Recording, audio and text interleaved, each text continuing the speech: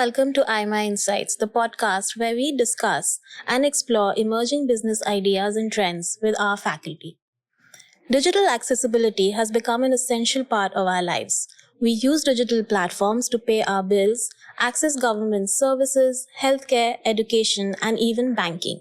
Yet, there are large sections of society, such as people with disabilities, elderly, and people living in rural or economically backward areas who do not have equal access.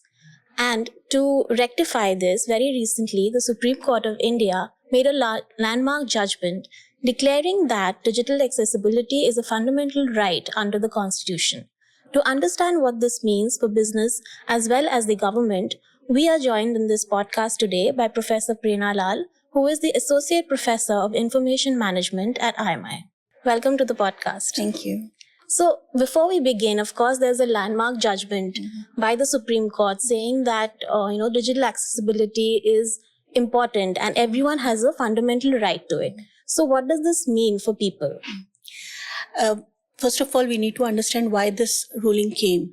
So there was a petition filed by two people who were the victims of acid attack. Now they've started facing difficulty in the verification of the services which they were able to, like, for example, if you are going to bank and you have to verify your KYC, they started facing the difficulty in verifying the process because of their issues in the iris or the problem because of the acid attack. And that is where they started this movement, and they wanted to make sure that this services, whether digital services, KYC verification, they should be accessible to everyone, not only these victims, but specifically people who have any kind of disability. Okay. So because of this, the Supreme Court, this ruling was passed that every service, whether it is a government service, private organization, they should be making sure that whatever services they are providing, they should be accessible to every section of the society.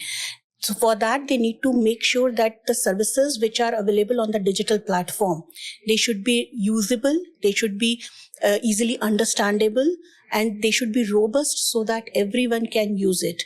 For example, if you are visually impaired, then in that particular case, there should be a software which can help you in reading the application which you are using online. Okay. So like this, that they initially very few organizations were doing it, but now government has made it a mandate by this particular ruling. So, of course, it started because of someone who was facing a certain disability. But are there other sections of society as well who sort of benefit from this ruling?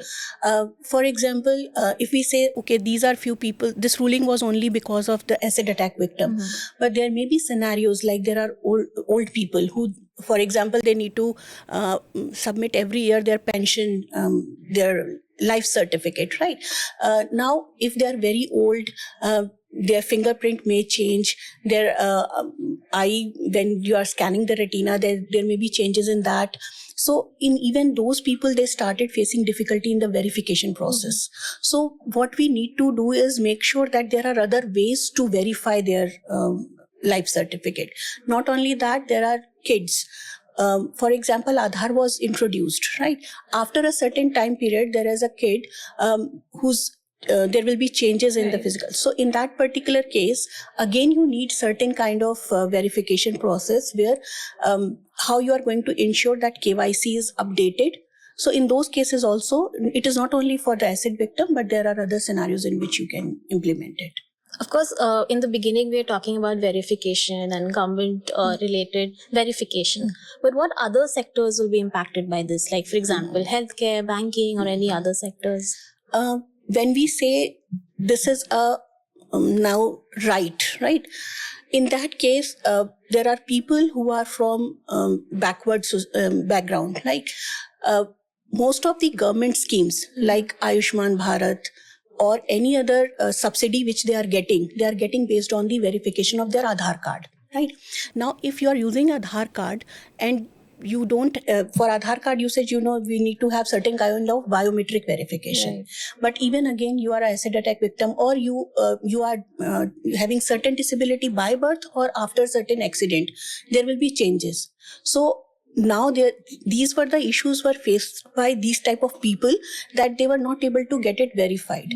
So you need to include, when we say financial inclusion, every person of the society should be included in this. To make sure that everyone is included, you need to make sure that these services are available through various methods. Okay, so when we talk about accessibility, no matter which device you are using, no matter which particular browser, or whether you are using it on a mobile or desktop or tablet, you should be able to access it. Okay, it can be not only with touch button or click, it can be through voice or video or audio for people who don't have these, who have some kind of disability. So they should also be able to access these services. That was the idea. So, of course, as an extension of this, we see that it's not just government verification, but businesses are also getting impacted, right? So, how can they sort of address this issue? So, whether it is a banking organization or you can say healthcare, like hospitals and all, right now the applications which they are using, they are not what you can say customized to be used by these kind of people. So now they need to put a lot of innovation, and with the advancement of AI, now I think this will become very helpful in introducing or innovating new methods in which, whether you are having difficulty in vision or audio or video, new methods can be innovated by these organizations to do the verification process, which was not there before. But definitely when you talk about all these verification process, you need to redesign your business processes. So for example, right now you are doing biometrics, so you are using a machine, a hardware, which is a biometric device. Now your hardware may be, you may need to update it to address the voice or audio kind of verification process. So those innovation is now something which organizations have to think about it. And that is where the government has provided certain guidelines that you may think of new ways, you need to introduce, you need to innovate to do this verification process. And that is where the mandate is. So maybe within a year or two, a few more applications which will help every verification of every kind of individual may be there. So it is in the process. So let's see how it holds out. So that's very interesting because, of course, we're talking about inclusivity of everyone, and the government, the Supreme Court, in fact, has given out mandates. So, we're looking at government and also businesses adopting these mandates. So what could be some of the challenges that they might face in the coming years? Right. As I said, right now, when we are talking about, there is no method to verify, or very basic method of biometric, no method to verify these people with having disability. With innovation comes the challenge of implementing new technology. Now, implementing or redesigning your existing business process will involve a lot of cost in terms of purchasing new hardware, purchasing new technology. So in that particular case, a lot of cost is involved.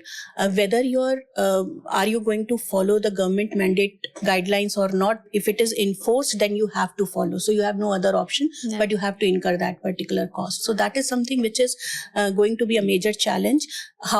How many organizations are ready, especially private organizations? Government organizations, definitely they need to work and they need to implement, but it has to be a private-public partnership which can come together and work on these innovations and provide. So definitely not only providing or creating a kind of solution which will help in the verification, but also communicating that this is the kind of service which is available now to the people who are having educating people. Yeah, so they need to know that there's something going on and it can be used by them. If we create a service but we don't inform that kind of, I think, communication must be done at the large scale so that it can reach to every section of the society, that now this is something which is new, which is introduced, and you can take advantage of it. So this is how organizations can implement it. So definitely we are looking forward to a very inclusive future. Yeah. And of course, like you rightly said, there should be a partnership between the public and the private to bring this about. Definitely. So thank you, Professor Lal. This has been a very enlightening conversation, and you've learned a lot about what it means to have digital accessibility for everyone. Thank you.